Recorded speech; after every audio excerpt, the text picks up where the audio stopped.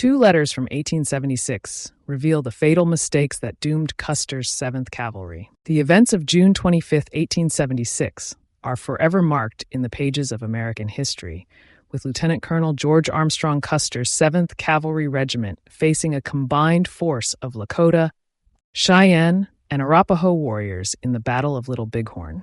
The battle, resulting in a catastrophic defeat for Custer's men, has long been studied, but newly discovered letters from 1876 suggest that this outcome was not just a matter of bad luck, but also critical errors made by key figures. These letters highlight the fateful decisions that sealed the fate of the 7th Cavalry, offering new insights into a battle that has fascinated historians for generations. Explore the revelations from these two letters and uncover the truth behind one of the most infamous battles in American history. Before we delve in, please make sure to like and subscribe to our channel to support our community. Below is a letter written by Mr. Kellogg just 4 days before Lieutenant Colonel Custer's ill-fated charge, where he and his entire command, including the correspondent, met their tragic end. Written at the confluence of the Rosebud and Yellowstone Rivers on June 21, 1876, it details the events leading up to the battle. Since my last dispatch on June 12th, the only notable occurrences within General Terry's command have been the establishment of a supply depot at the mouth of the Powder River and the conversion of the steamboat Far West into a mobile base, carrying 30 days' worth of provisions and forage. The steamboat was moved to the mouth of the Tongue River, with the headquarters command aboard, while Lieutenant Colonel Custer marched from the mouth of the Powder River to the mouth of the Tongue River, an estimated 40-mile journey up the Yellowstone River Valley. Along the way, nothing of significance occurred, except for an impressive display of marksmanship by Custer, who downed an antelope at 400 yards and narrowly missed several sage hens. The terrain north of the Powder River, covering a distance of 12 to 15 miles, was harsh, with challenging marching conditions, poor soil, and sparse vegetation, yielding only sagebrush and cactus. On the 15th, the column stumbled upon an abandoned Indian encampment, likely less than a year old. This camp, stretching over 2 miles, likely housed 1,200 to 1,500 lodges. Game was scarce, and no buffalo were spotted. The Yellowstone River, in its current state, is formidable, with its waters rushing rapidly, creating swirling eddies and whirlpools that mimic the sound of a gentle breeze rustling through tall grass. Its color resembles yellowish clay, and the water is refreshingly cool and pleasant to the taste. The Yellowstone surpasses the Missouri River above its confluence in terms of volume, and its navigability by steamboat is far superior. In contrast, the waters of the Tongue River are deep reddish, flowing swiftly and less palatable.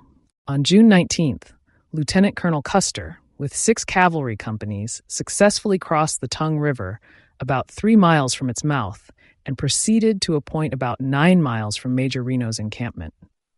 Major Reno, with 6 companies of the 7th Cavalry, had returned from a reconnaissance mission. Unfortunately, Major Reno, for reasons unknown to this correspondent, not only deviated from, but disregarded the explicit instructions of General Terry. A copy of these orders, dated June 10, 1876, from the headquarters of the Dakota Department in the field, is appended below. Major Marcus Reno was instructed to conduct a thorough reconnaissance of the Powder River, extending to the confluence of the Little Powder River. He was to cross Pumpkin Creek and the Tongue River and proceed down the Tongue River to its confluence with the Yellowstone, where he was to expect the remaining companies of the 7th Cavalry and supplies. Major Reno's command was supplied with provisions for 12 days and forage for the same period. The guide Mitch Booyer and 8 Indian scouts, detailed by Lieutenant Colonel Custer, were to report to Major Reno for duty. Acting Assistant Surgeon H.R. Porter was also assigned to Reno's column by Brigadier General Terry's command. Major Reno made a grave mistake, deviating from the planned route by heading south from the confluence of the Powder to the Rosebud River, where he encountered a fresh and hostile trail. General Terry's original plan had envisioned Major Reno rejoining the column in the Tongue River Valley, where Lieutenant Custer would organize his regiment for reconnaissance up the Tongue River. Across to the Rosebud and down towards General Terry.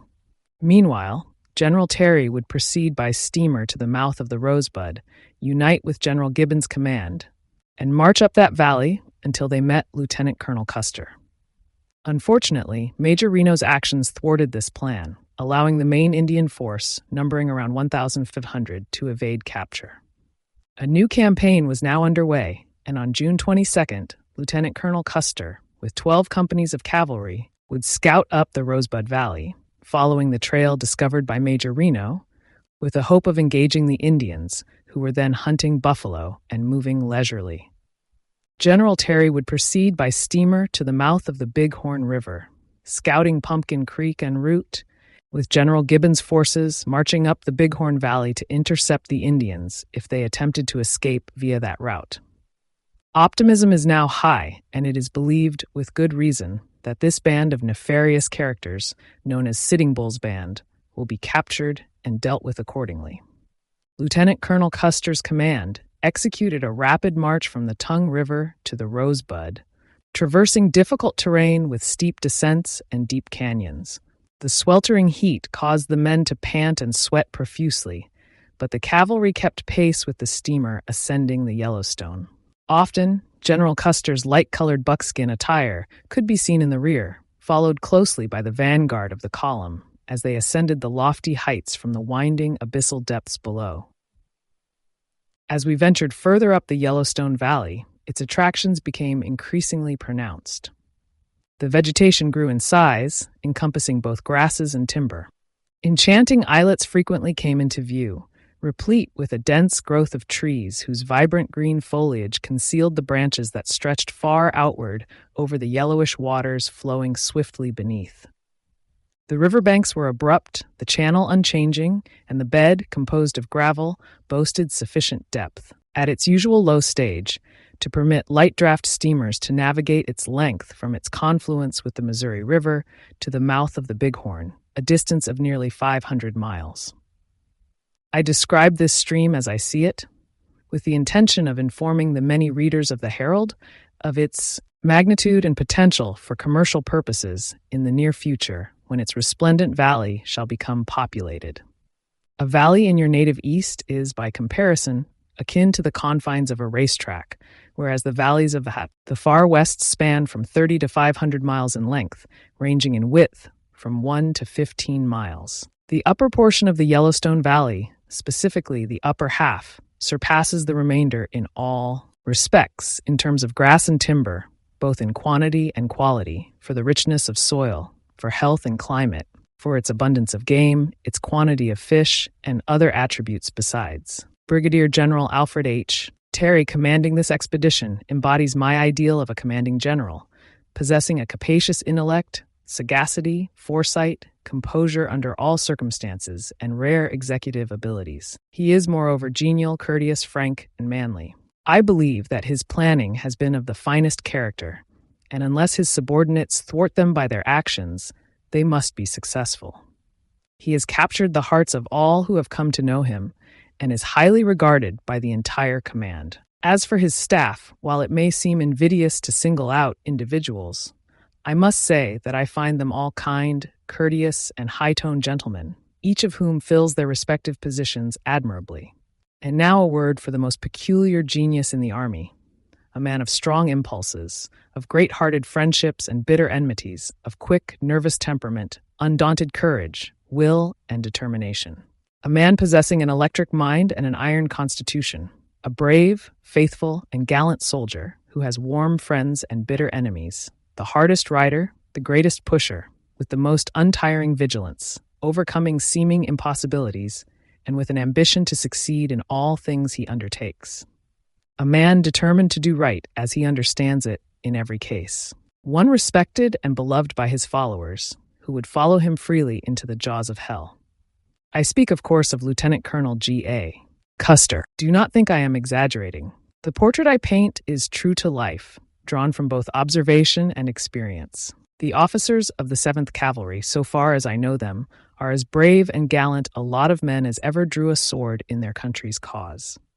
I can say the same for the infantry, brave and true-hearted, every one of them. In my opinion, Based on years of experience and familiarity with the Army and its men, I believe that the present expedition under General Terry's command is composed of the best in the American service, the 7th and 2nd Cavalry and the 6th, 17th, 20th, and 7th Infantry. My acquaintance with General Gibbon's command, the 7th Infantry, was brief. They are rugged frontiersmen, mostly Scotch and Irish, with a few Americans in the ranks. They are stern, reserved, yet brave soldiers who can be trusted in any situation. General Gibbon is a brave, wise, and careful commander, known to have driven the Nez Perce Indians out of the Judith Basin last summer with a force of only 150 men, with no loss to his troops. I do not doubt his success now. The finest fighting men in the Army, in my estimation, are General Crook's troops, largely made up of whites and Mexicans who serve in General Gibbon's command, with some colored soldiers who serve with Crook. I believe, with the force now pursuing him, General Terry will certainly capture or destroy Sitting Bull and his host, as these soldiers would cheerfully starve to accomplish their mission, willing to subsist on horse or mule, meat rather than abandon their pursuit. Should I fall, as may be the case, I ask that my friends and comrades remember me kindly, bearing in mind the dangers and risks I face, which seem imminent. I am proud to be a part of the Army and hope to acquit myself well. Should I survive, I shall continue to serve my country with the same spirit and determination. But should I fall, may God bless and protect my family and friends. Mr. Kellogg, don't forget to subscribe for more historical content like this. Thank you for watching.